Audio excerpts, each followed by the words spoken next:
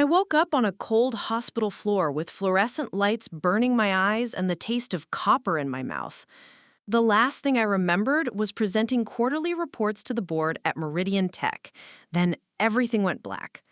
What I didn't know yet was that my husband, Marcus, had just refused to come get me from the emergency room. Instead, it was my boss, Elena Vasquez, sitting in the plastic chair next to my bed, still wearing her navy blazer from the meeting. Before we jump back in, tell us where you're tuning in from, and if this story touches you, make sure you're subscribed, because tomorrow I've saved something extra special for you. The paramedic who'd been checking my vitals looked uncomfortable when she delivered the news. "We called your emergency contact," she said, glancing at her clipboard. "Your husband, Marcus Chen, he said he couldn't make it right now and asked if someone else could pick you up." She paused, clearly trying to be diplomatic. "Your supervisor here volunteered to stay?" Elena squeezed my hand gently. "Don't worry about it, Sophia. We'll figure this out." But I could see the concern in her dark eyes, the way her jaw tightened slightly. She'd been in that conference room when I'd collapsed mid-sentence, my presentation slides still glowing on the wall behind me as I hit the floor. The thing about fainting is that it's your body's way of screaming that something is very, very wrong. The doctors ran tests, checked my blood pressure, asked about stress levels. Everything came back normal, which somehow made it worse. If there wasn't a medical reason, then what had pushed me over the edge? I'd been working at Meridian Tech for 3 years, climbing from junior analyst to senior project manager. Elena had been my mentor from day one, the kind of boss who actually listened and pushed you to be better. She was tough but fair, and she'd never once made me feel like I was just another employee. Marcus knew this. He knew Elena had been instrumental in my career growth, knew I respected her more than almost anyone in my professional life. So why hadn't he come?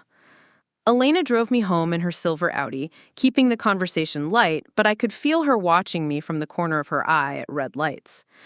My townhouse in Oak Ridge looked exactly the same as when I'd left that morning, but somehow everything felt different. The key turned in the lock like it always did. The hallway smelled like the vanilla candles I'd lit the night before, but there was an emptiness that hadn't been there 12 hours ago. Marcus was in the living room, laptop open, still in his work clothes from his job at the consulting firm. He glanced up when I walked in, but didn't close the computer or stand up. "How are you feeling?" he asked, his tone polite but distant, like he was asking a coworker about their weekend. "Like my husband should have picked me up from the hospital," I said, dropping my purse by the door with more force than necessary. He finally looked at me then, really looked, and I caught something in his expression. Not guilt, exactly, but something calculating. I was in the middle of something important for the Hartwell account. Elena was already there anyway. Elena was there because she cares about me. You weren't there because you chose not to be. Marcus closed his laptop with a soft click. "Don't be dramatic, Sophia. You're fine now, aren't you? And Elena probably got some good points with upper management for being so dedicated." That last comment hit like a slap. He was turning my boss's kindness into some kind of political maneuver, reducing her genuine concern to office politics. It was such a Marcus thing to do, finding the cynical angle in everything, but tonight it felt particularly cruel. "She stayed for 4 hours," I said quietly. 4 hours in an emergency room, missing her daughter's soccer game because someone needed to be there for me. And that someone wasn't you. He shrugged, the gesture so casual it made my chest ache. He made his choice. I made mine. The fight that followed was quiet and bitter, the kind where every word is chosen to wound. He accused me of being needy, of expecting too much. I accused him of being selfish, of caring more about his clients than his wife. We both said things that couldn't be taken back, and by the time we went to bed, the distance between us felt like an ocean. But lying there in the dark, staring at the ceiling while Marcus snored softly beside me, I couldn't shake the feeling that this wasn't really about the hospital visit. The fainting, his refusal to come, the coldness in his voice, it all felt like symptoms of something bigger, something that had been growing between us for months without me wanting to see it. The next morning, I called in sick and spent the day thinking, really thinking, for the first time in a long time, about the way Marcus had been working later and later, taking calls in the other room, guarding his phone like state secrets. About how he'd stopped asking about my day, stopped celebrating my wins at work. About how he'd grown increasingly critical of my friendship with Elena, calling her manipulative and suggesting she was using me to advance her own career. When I thought about it that way, patterns started to emerge. Marcus had been subtly undermining my confidence for months. Little comments about how I was working too hard, how I was letting Elena take advantage of me, how I should be focusing more on our marriage instead of my career. Comments that felt supportive on the surface but left me questioning myself underneath. The fainting incident had been the breaking point, but it wasn't the beginning. It was just the moment when everything I had been ignoring finally demanded to be seen. My body had literally shut down from the stress of trying to hold together a marriage that was slowly poisoning me from the inside. Elena texted that afternoon to check in on me, and I found myself crying as I read her simple message, "Hope you're resting today. Take all the time you need. We've got everything covered here." Such basic human decency, and it felt like a revelation because I'd forgotten what it looked like. That evening, Marcus came home with takeout from my favorite Thai restaurant, a peace offering. That would have worked 6 months ago, but now it just felt like another calculation, another move in whatever game he'd been playing while I was too busy trying to be the perfect wife to notice. "We need to talk," I said, as he unpacked the containers. He looked up, something flickering across his face too quickly for me to catch. "What about?" "About why my boss cares more about my well-being than my husband does." The conversation that followed would change everything, but I didn't know that yet. I just knew that fainting in that conference room had been my body's way of telling me something my mind wasn't ready to hear.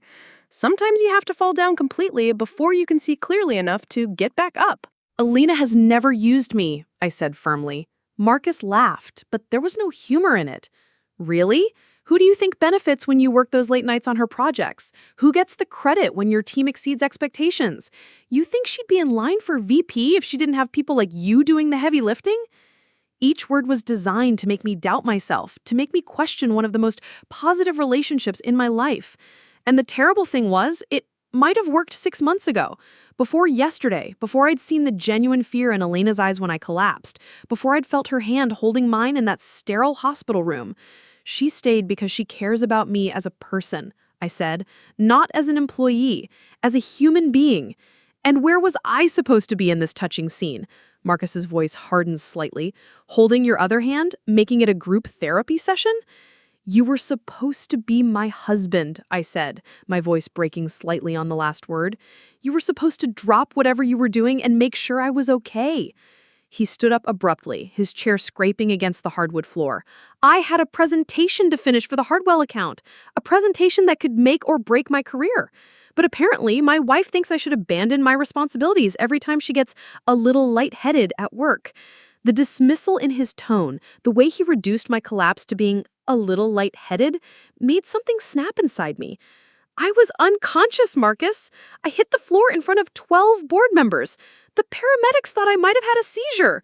"But you didn't, did you?" The test came back normal. "So really, all this drama was over nothing." I stared at him, really seeing him clearly for maybe the first time in years.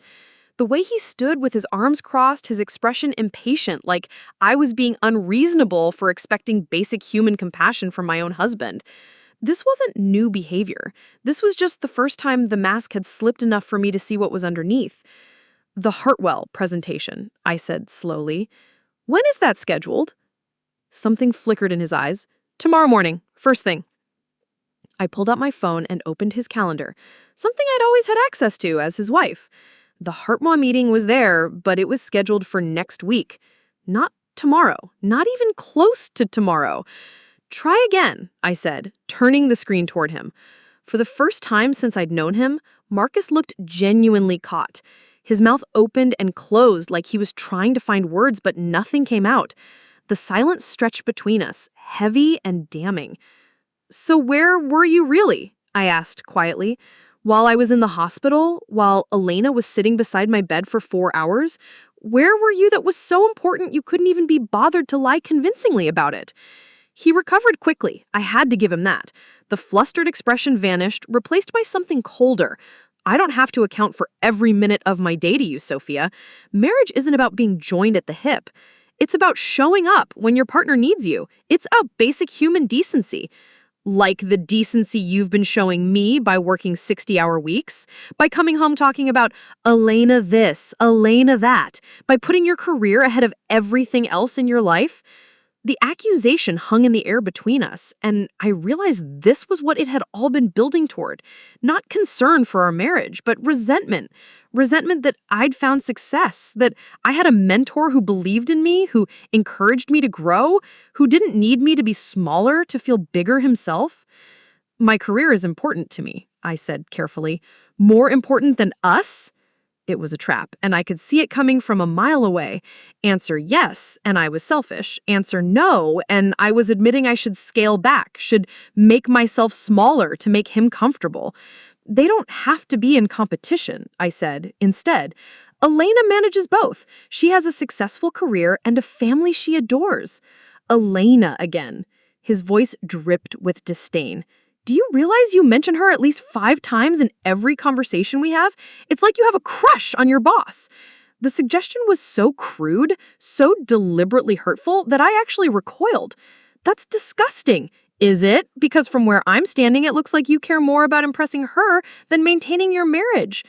I stood up then, my hands shaking slightly in my purse before I started packing. You know what I think, I said.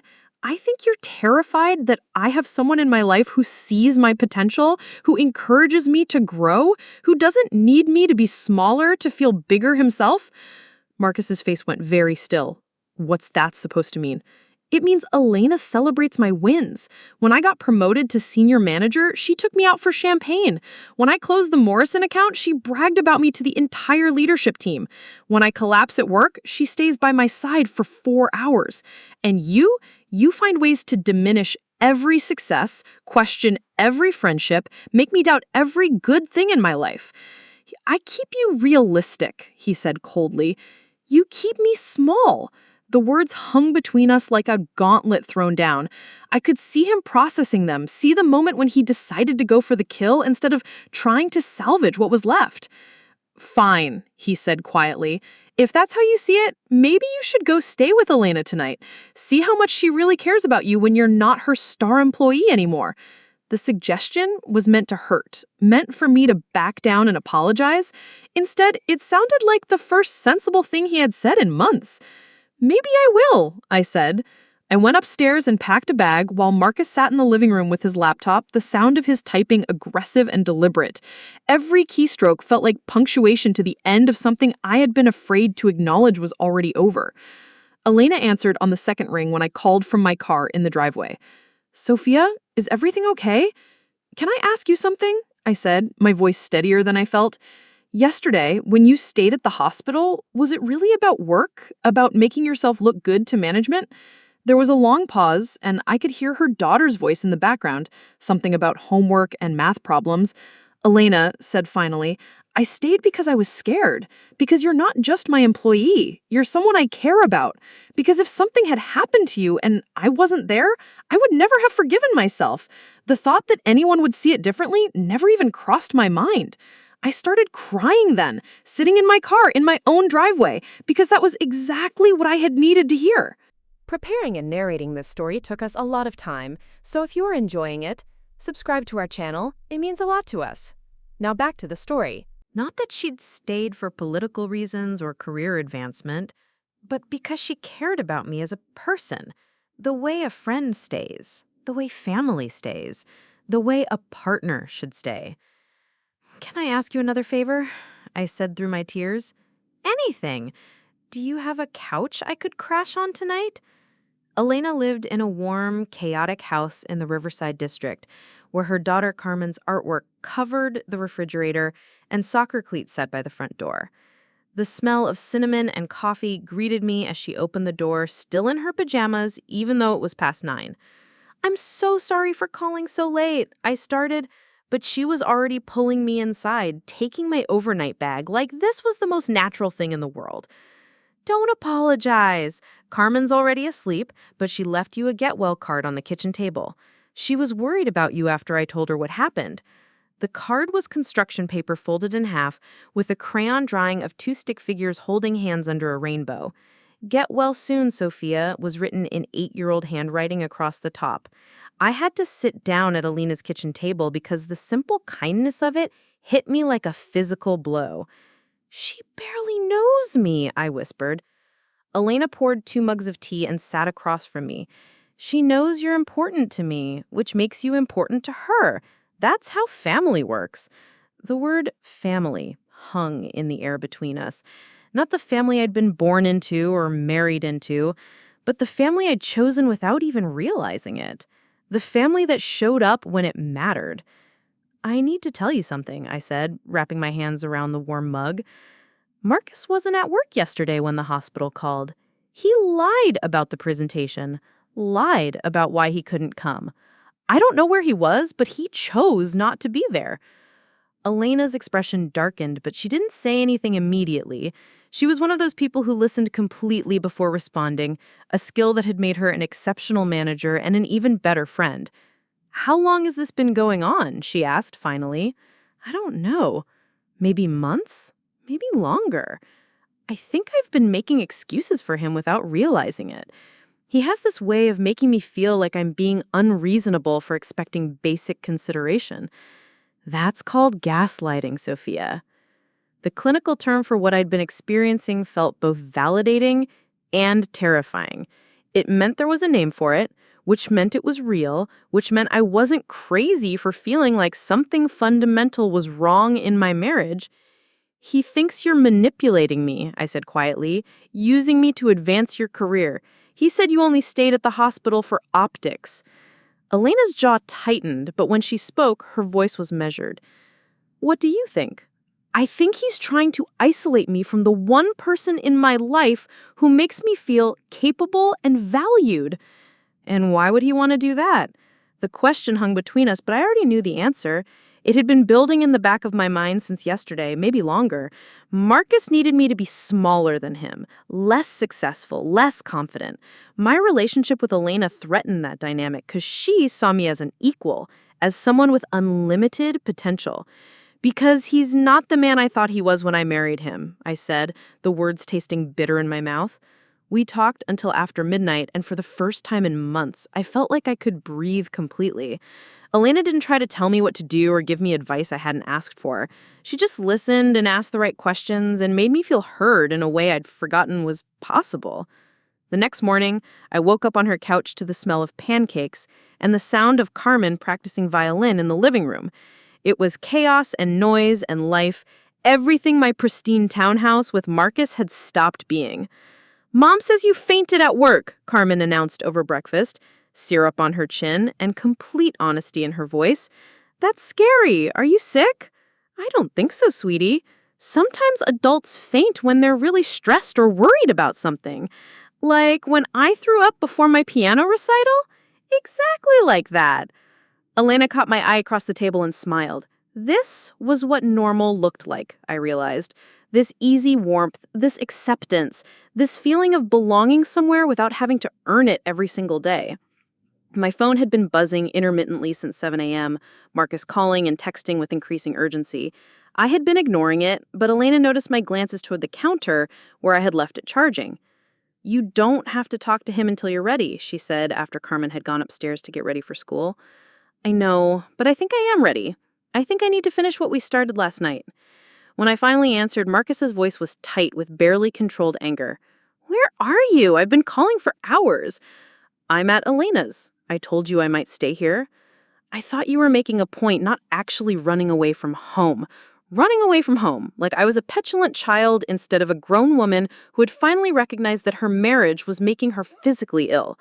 I'm not running away, Marcus. I'm taking space to think. About what? About throwing away 5 years of marriage because I couldn't drop everything to hold your hand at the hospital?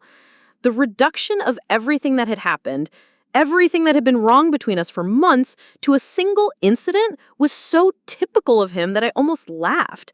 This isn't about the hospital. This is about the fact that you've been systematically trying to undermine my confidence and isolate me from people who care about me. That's ridiculous. I've supported your career from day one. You've tolerated my career as long as it didn't threaten your sense of superiority. But the moment I started succeeding, started forming relationships that didn't revolve around you, you began tearing me down. The silence on the other end stretched long enough that I wondered if he'd hung up. "So what now?" he said finally. "You're going to live with your boss and play house with her kid?" The contempt in his voice when he talked about Carmen made my stomach turn. This was a child who'd made me a get-well card, who'd been worried about a woman she barely knew because her mother cared about me, and Marcus talked about her like she was an inconvenience. "I'm going to figure out what comes next," I said, "but I'm not coming home today, maybe not tomorrow either." "Sophia, you're being irrational. Come home and we'll talk about this like adults." Like adults. As if I was the one being childish, as if recognizing emotional abuse was somehow immature. We are talking about this like adults. I'm just not doing it in the house where you've spent months making me feel small and crazy.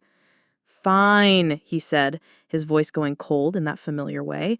"But don't expect me to wait around forever while you work through whatever midlife crisis this is."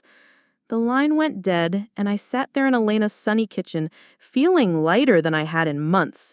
The threat that had once terrified me, the idea of Marcus leaving, now felt like a promise of freedom. She sat down across from me with fresh coffee and waited for me to speak.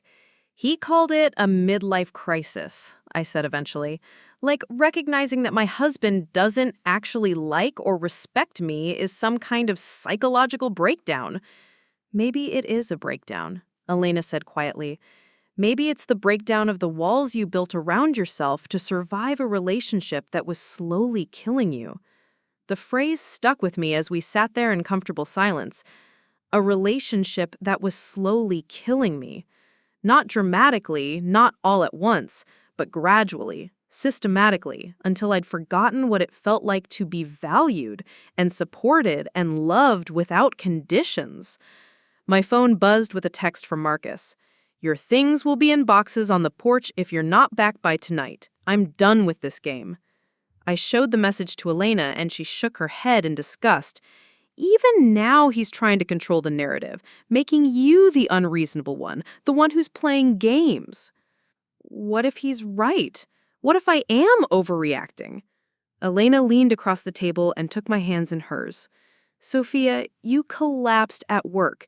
Your body literally shut down from stress.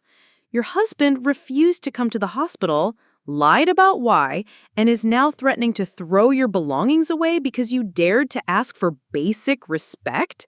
Does that sound like overreacting to you?" When she put it like that, laid out in simple, undeniable facts, the gaslighting lost its power. I wasn't crazy. I wasn't overreacting. I was finally responding appropriately to a situation that had been inappropriate for a very long time. "I need to go get my things," I said. "Do you want me to come with you?" The offer was tempting, but this was something I needed to do alone. I needed to walk back into that house as the person I'd become over the past 2 days, not the person who'd left it. "No, but thank you. For everything. For staying at the hospital, for letting me stay here, for helping me see what I couldn't see on my own." Elena smiled, but her eyes were serious. "You didn't need me to see it, Sophia. You needed permission to trust what you already knew, and you needed to remember that you deserve better than what you were settling for." As I drove back to Oak Ridge, back to the townhouse that had never really felt like home, I thought about what Elena had said. About family being the people who show up when it matters, about deserving better than what I'd been settling for, about the difference between supporting someone's dreams and tolerating their success. The boxes were already on the porch when I arrived, exactly as Marcus had threatened. But instead of feeling devastated, I felt relieved. He'd made the choice for me, removed the last bit of doubt about whether this marriage was worth fighting for. Someone who loved me wouldn't pack up my life and leave it outside like garbage. Someone who loved me would have fought for us instead of discarding me the moment I stood up for myself. I loaded the boxes into my car, surprised by how little of my life had actually been mine. Most of it was work clothes, books, a few photographs from before Marcus, some jewelry from my grandmother. The things that mattered, the things that made me who I was, fit easily into the backseat of my Honda. Marcus appeared in the doorway as I was loading the last box. He looked smaller somehow, diminished by his own cruelty. This is really what you want? To blow up your life over nothing? I looked at him standing there in the doorway of our house, and I felt nothing. Not anger, not sadness, not regret. Just a profound sense of relief that I would never again have to shrink myself to fit into his vision of who I should be. This isn't blowing up my life, Marcus. This is finally building one. 6 months later, I was sitting in Elena's office celebrating my promotion to Director of Operations when my phone rang with an unknown number. I almost didn't answer it, but something made me pick up. Sophia? It's Marcus. His voice sounded different, smaller somehow, stripped of that confident authority he'd always wielded like a weapon. I hadn't heard from him since the day I'd picked up my boxes, since our divorce had been finalized 3 months ago. What do you want, Marcus? I wanted to apologize. I've been seeing a therapist, and she helped me understand some things about how I treated you. I know I was controlling and manipulative, and I'm sorry. The apology I once desperately wanted now felt hollow and far too late. Okay, I said simply.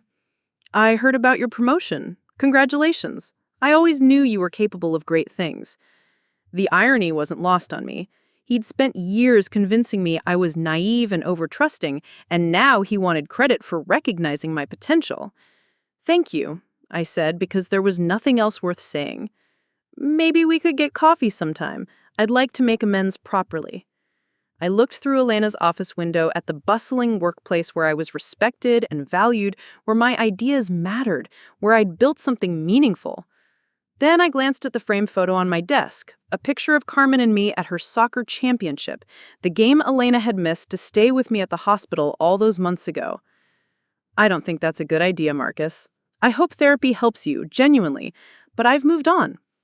After I hung up, Elena knocked on my office door with 2 cups of coffee and that knowing smile she got when she could tell something significant had happened. Marcus? She asked, settling into the chair across from my desk. Wanting to make amends, apparently therapy taught him he was manipulative. And how do you feel about that? I considered the question seriously. 6 months ago, that call would have sent me spiraling, would have made me question everything I'd rebuilt. Now, it felt like an echo from someone else's life. Grateful, I said finally. Grateful that I'm not the person who needed that apology anymore. Elena raised her coffee mug in a mock toast. To becoming the person you were always meant to be. To family, I corrected, clinking her mug against hers. The kind that shows up. That evening, I drove to Carmen's school to pick her up from soccer practice, something I'd been doing twice a week since Elena had been promoted to vice president and needed the extra help with carpools. Carmen bounded over to my car, grass stains on her knees and victory in her eyes. We won, Sophia! Did you see that goal I scored in the second half? I saw it. You're getting really good at finding those openings. As we drove home, Carmen chattering about her team's chances in the regional tournament, I thought about how different my life looked now. I had a job I loved, a chosen family that supported me unconditionally, and most importantly, I had myself back. The version of me that had existed before Marcus convinced me I was too much, too ambitious, too trusting. The woman that had collapsed in that conference room was suffocating under the weight of trying to be smaller than she was. The woman driving this car, listening to an 8-year-old's soccer strategies, was finally breathing freely. Sometimes the best thing that can happen to you is falling down completely, because it's the only way you can see clearly enough to get back up as the person you were always meant to be. Up next, you've got 2 more standout stories right on your screen. If this one hit the mark, you won't want to pass these up. Just click and check them out.